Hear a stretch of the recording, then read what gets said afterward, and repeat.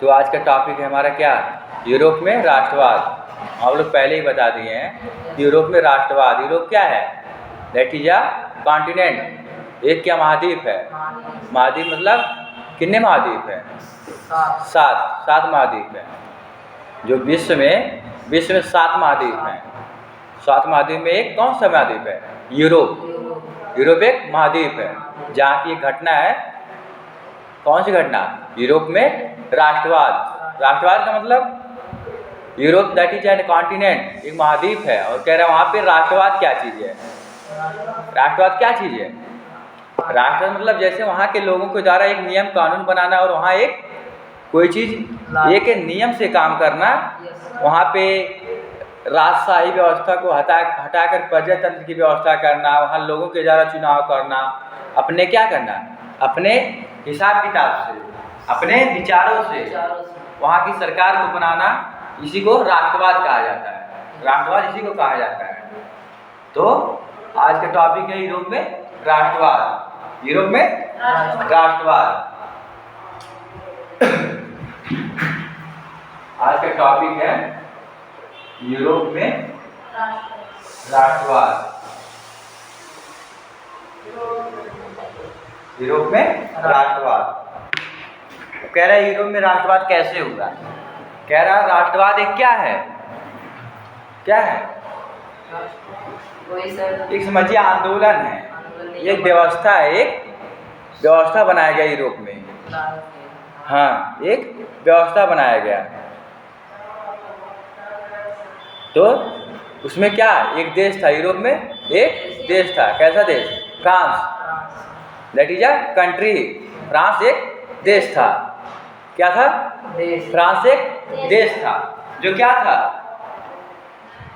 बहुत छोटे छोटे राज्यों में बटा हुआ था। और वहाँ निरंकुश राजा का शासन था। निरंकुश मतलब जिनके पास कोई अंकुश नहीं होता। हाँ, बिल्कुल हरामी किस्म के राजा थे। हरामी किस्म मतलब अब समझिए हरामी नहीं, तानाशाही, लोगों को जबरदस्ती अपने अंडर में काम कराना, वहाँ सरकार ना चेंज करना और लोगों के विचारों को ना सुनकर अपने ही धुन में मस्त रहना। यही चीज़ है क्या वहाँ फ्रांस में? ऐसे राजा का शासन था, निरंकुश राजा का, जिनके पास कोई अंकुश नहीं, एकदम बिल्कुल दया के नाम की कोई चीज़ ही नहीं। ऐसे राजाओं का शासन था जो जबरदस्ती लोगों को खेतों में काम करवाते थे और उनको मारते थे, पीटते थे और पैसा भी नहीं देते थे तो बहुत कम। तब फ्रांस में इस धारणा को लागू किया गया यूरोप में राष्ट्रवाद। यूरोप एक महाद्वीप है, वहाँ एक फ्रांस एक देश है।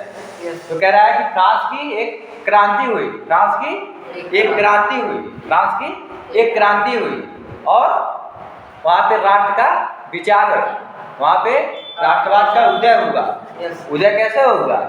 कह रहा सन 1789 ईस्वी में। कब? 1789 ईस्वी में एक क्या हुई, एक सभा की बैठक हुई। वहाँ पे एक सभा की बैठक हुई और उसमें क्या, इस चीज का बैठक हुई कि राष्ट्रवाद के बारे में बैठक हुई कि राष्ट्रवाद को क्या चीज है, इसके बारे में लोगों को बताया जाए। वहाँ पे एक बैठक हुआ, मीटिंग हुआ, आपस में लोग वार्तालाप किए कि इस चीज को कैसे लागू किया जाए, यहाँ के लोगों को कैसे आजाद किया जाए। इस निरंकुश शासन जो कर रहा है राजा, उसको राजशाही से प्रजातंत्र में कैसे बदला जाए। तब उन्होंने एक संस्था, एक बैठक किया 1789 ईस्वी में, जिसको कहते हैं फ्रांस की क्रांति। जब 1789 ईस्वी में बैठक हुआ तो कह रहा है कि उस समय जो फ्रांस था, जो देखिए यहाँ में यूरोप एक महाद्वीप है पूरा, इसमें फ्रांस एक देश है। फ्रांस एक देश है और ये जो फ्रांस देश है, यहाँ पे किसका शासन था? निरंकुश राजा का शासन था, जिनके पास कोई अंकुश नहीं था। निरंकुश राजा का जब शासन था तो उस समय चूंकि जो फ्रांस था वह एक छोटे छोटे राज्यों में बटा हुआ था और वहाँ पे ऐसे लोगों का शासन था। जब ऐसे लोगों का शासन था तो उस समय वहाँ का जो संपूर्ण भूभाग था, संपूर्ण जो क्षेत्र था, वहाँ पे किसका अधिकार था? ऐसे निरंकुश लोगों राजाओं का अधिकार था। कह रहा है वहाँ पे बाद में एक क्रांति हुई और क्या हुआ, जो ये वो है क्या, राजा को हटा करके, राजतंत्र को हटा करके उसको प्रजातंत्र में बदल दिया गया। यानी राजशाही व्यवस्था को खत्म किया गया और प्रजातंत्र की स्थापना हुई। इसमें यह स्थापना की अब लोगों का चुनाव किससे होगा, प्रजा के द्वारा होगा। प्रजा जो कहेगी उसी से होगा, ना कि राजशाही राजा के द्वारा होगा। राजा का बेटा ही राजा बनेगा। तो एक नियम बनाया गया और यह चीज इसमें किया गया कि राजा के बेटा राजा नहीं होगा। वहाँ प्रजातंत्र की व्यवस्था की गई, प्रजातंत्र की उदय हुआ, उनका प्रजातंत्र लागू किया गया, प्रजातंत्र को लाया गया कि लोगों का जो अब क्या हो, चुनाव जो हो प्रजा के द्वारा हो, ना कि किसके द्वारा हो, ना कि राजा के द्वारा हो। तो इस चीज को खत्म करने के लिए वहां पे एक क्रांति लाया गया, एक क्रांति लाया गया, एक आंदोलन किया गया। कह रहा है फ्रांस की क्रांति ने कुछ समाज को कुछ ऐसा संदेश दे गए, क्या किया, संदेश दे दिया जो राष्ट्र का गठन और उसका भविष्य तय किया। यानी वह समाज को एक ऐसा संदेश दे दिया कि जो देश है वह अब राजशाही से बदलकर प्रजातंत्र में हो जाए और वहाँ पे लोगों का जो निरंकुश राजा है उनका शासन खत्म हो जाए।